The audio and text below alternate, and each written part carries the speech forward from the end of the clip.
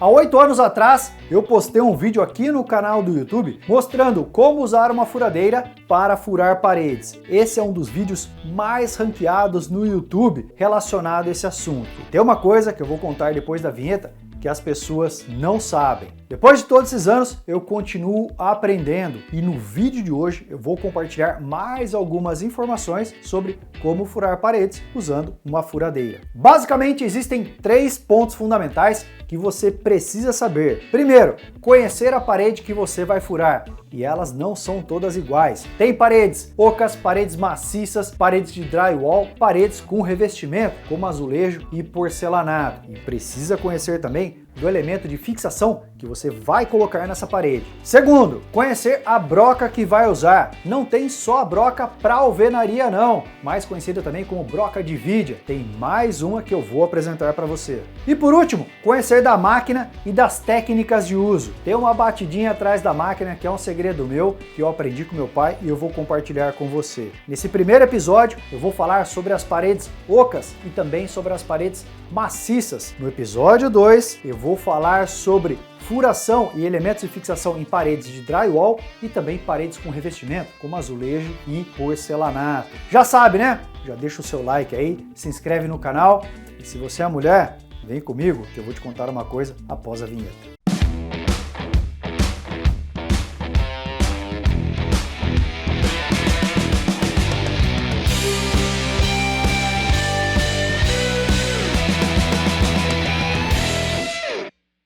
Vamos lá então! O vídeo que eu postei há 8 anos atrás é o vídeo do canal de marcenaria amadora mais acessado pelas mulheres. 47% das pessoas que assistiram aquele vídeo são do público feminino. Só para vocês terem uma ideia, do restante do canal, apenas 13% são mulheres. Então, parabéns para você, mulher que está aqui assistindo esse vídeo, que assistiu outro vídeo, está disposta aí a ter independência, pegar a máquina, pegar a ferramenta e fazer a coisa acontecer. Primeiro, todo mundo gostaria de ter uma visão raio-x antes de furar uma parede. Se você conhece o método de construção daquela parede, ótimo, mas muitas vezes isso não é possível. Você entrou numa casa, entrou num apartamento ou está prestando um serviço e não tem essa informação. Muitas vezes você até tem essa informação, mas existem algumas outras coisas que podem influenciar, como a espessura do reboco ou se você encontrar uma viga por trás dessa parede. Tudo isso precisa ser levado em consideração na hora de fazer uma boa fixação. Nenhuma parede é igual a outra, mas existem alguns padrões comuns que eu vou falar aqui. E eu vou começar pelo campeão, que é o tijolo vazado. Nós temos também os blocos de concreto, os blocos cerâmicos. Esse aqui recebe o nome aqui na região de tijolo baiano. Não sei qual é o motivo, e eu sei que em outras regiões do país ele recebe outro nome. Como o próprio nome diz, ele é um tijolo vazado e requer alguns cuidados. Primeiro eu vou falar sobre a técnica de furar. Eu vou apresentar mais sobre a máquina depois, mas é muito comum, quando a gente está furando parede, aplicar uma força excessiva e a hora que a broca rompe a parede do tijolo vazado, sabe o que acontece?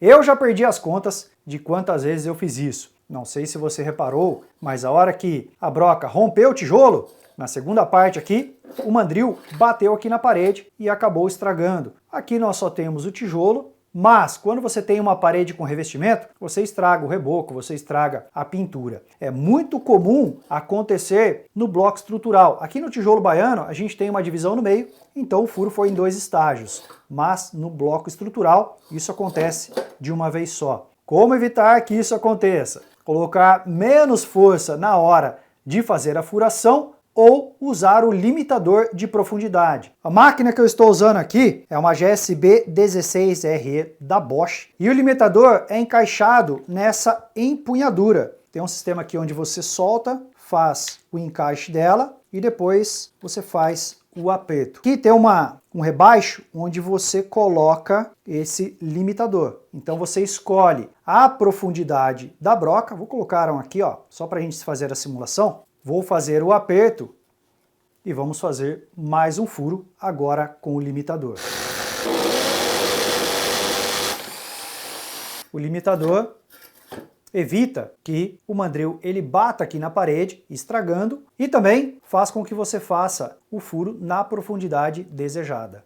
Furo feito, vamos para o elemento de fixação, conhecido também como bucha. Existe uma infinidade de buchas no mercado, mas tem dois grupos que você precisa ficar atento. As buchas para paredes maciças e as buchas para paredes ocas. A bucha mais comum, que todo mundo se lembra, é essa aqui. Ela é muito simples, mas é para a parede maciça. Se você usar uma bucha dessa numa parede oca, tijolo vazado, você não vai garantir uma boa fixação. Quando a gente vai para tijolo vazado, tem muitas variedades no mercado e eu vou apresentar algumas aqui para vocês.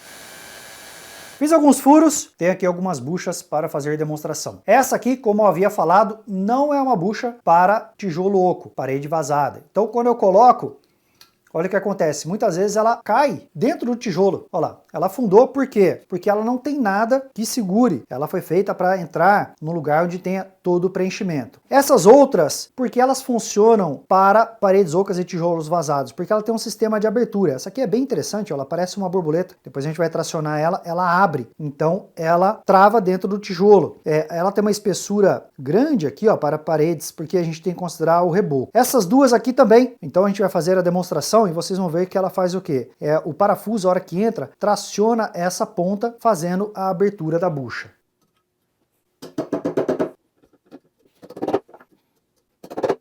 Para deixar a coisa mais divertida, eu vou cortar essa parede, assim a gente consegue ver a bucha em funcionamento.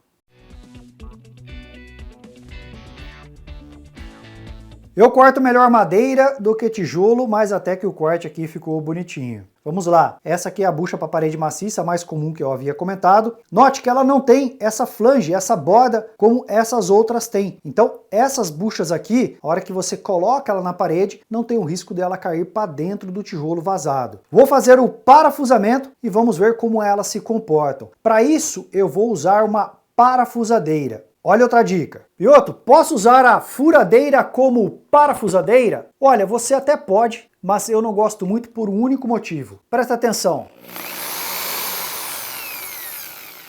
A hora que eu tiro o dedo do gatilho, ela continua rodando, então ela tem uma inércia e essa máquina é uma máquina pesada e ela acaba espanando a cabeça do parafuso. Quando você tem parafusos de cabeça sextavada, que você trabalha com soquete, você tem um controle melhor, mas quando é um parafuso Phillips, aí a chance de espanar a cabeça é muito grande. Quando eu uso uma parafusadeira, eu já não tenho isso, olha só.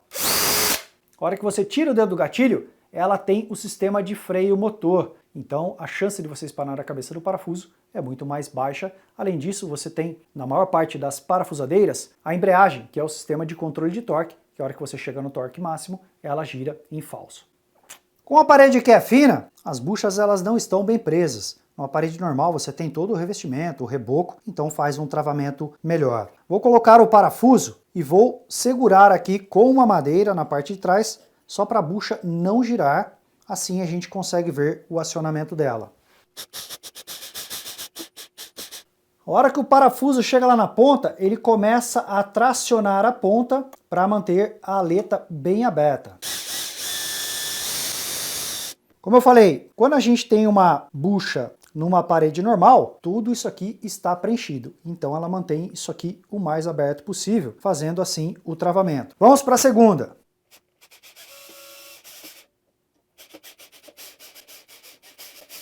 Olha a deformação da bucha. Ela forma uma bolota e faz o travamento dentro da parede. Olha como ficou. Vou colocar a última ali em cima de parede maciça só para a gente ver a comparação. Parede oca já foi, vamos falar das paredes maciças. Tijolinho, viga de concreto, placa cimentícia, vai exigir mais da máquina. Por quê? Numa parede oca você tem o revestimento ali, que é o reboco, uma placa de gesso e dentro do tijolo você tem ar. Numa situação de parede maciça, você tem que furar toda a parede. No mínimo, eu recomendo 500 watts de potência para começar. Essa máquina que eu tenho em mãos, ela tem 850 watts de potência. Então ela tem uma maior capacidade de furação e ela faz uma furação mais rápido também. Vai depender também do diâmetro do furo. E fique atento ao mandril da máquina. Essa máquina ela tem um mandril com abertura de até 13 milímetros. Então por aí você já tem ideia da espessura da ferramenta que ela tem capacidade de trabalhar. Máquinas com mandril menor tem uma limitação de furação. Claro, quanto maior o diâmetro do furo, mais potência você vai demandar da máquina. Sobre as brocas, você vai precisar de uma broca para alvenaria. Tem as brocas para metal, de HSS, que também podem ser usadas para madeira. Tem broca para madeira e nós temos essa aqui. Essa aqui no mercado é conhecida como broca de vidia, mas na verdade ela tem uma ponta de metal duro no formato triangular para fazer a furação. A numeração da broca corresponde ao diâmetro dela. Quando você for fazer uma furação para colocar uma bucha 8, você vai precisar de uma broca 8, bucha 6, broca 6. Tem uma lenda aí, usa uma broca de número menor. Gente, isso não funciona. Usa a broca correspondente de acordo com a bucha. Uma outra situação que pode acontecer é você pegar a broca 8, faz o furo e a bucha não entra. Fique atento à qualidade da broca. Por quê? Conforme você vai usando, principalmente em concreto, se a broca for de baixa qualidade, esse metal duro ele vai gastando e o furo fica menor. E como encaixa a broca na máquina? Nós temos aqui o mandril, você coloca, faz o aperto, note que tem 3 furos. E essa aqui é a chave de mandril. Gente, tem 3 furos para você apertar os 3. Tem gente que aperta um só, eu confesso que às vezes eu também aperto um só, mas o ideal é você fazer o aperto dos 3 para ajustar bem as castanhas aqui.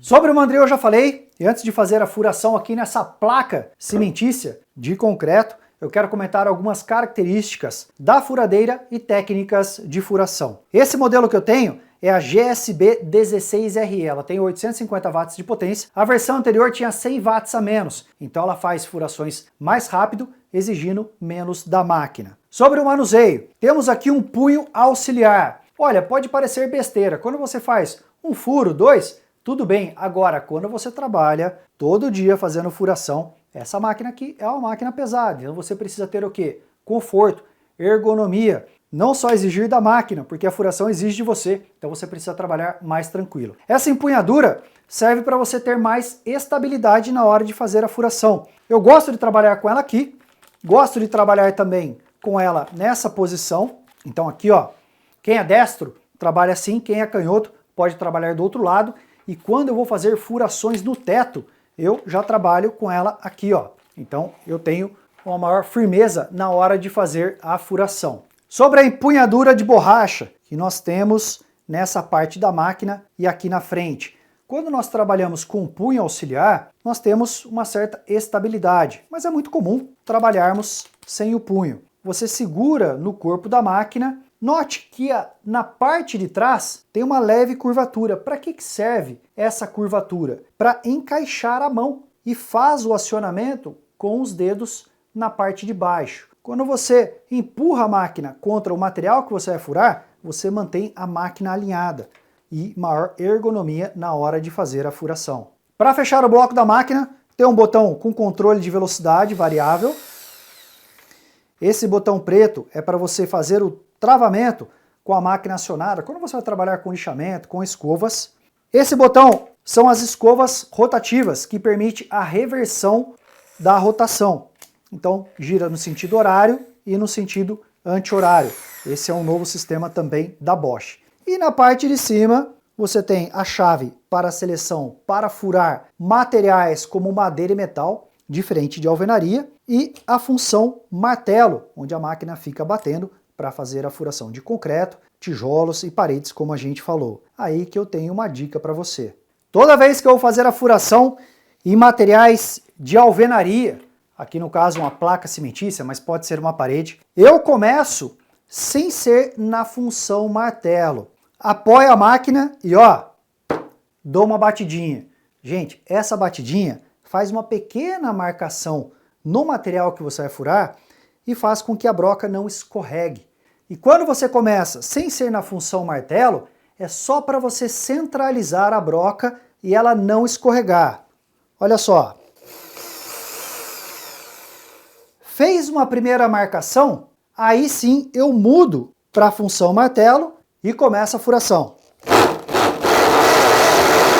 Se eu começar direto na função martelo, olha o que acontece. A broca, ela começa a dançar.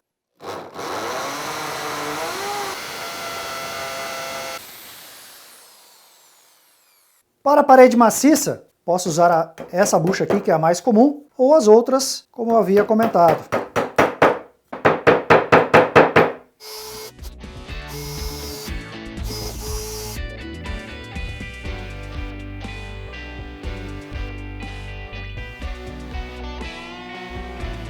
Agora quero saber se você tem alguma técnica para furar paredes com furadeira, alguma técnica, alguma dica para compartilhar comigo e com os demais colegas. E no episódio 2 tem mais coisas interessantes, onde eu vou mostrar como usar a furadeira para furar paredes de drywall. Tem algumas dicas interessantes e também paredes com azulejo. Deixa o seu like aí, se inscreve no canal e até o próximo episódio.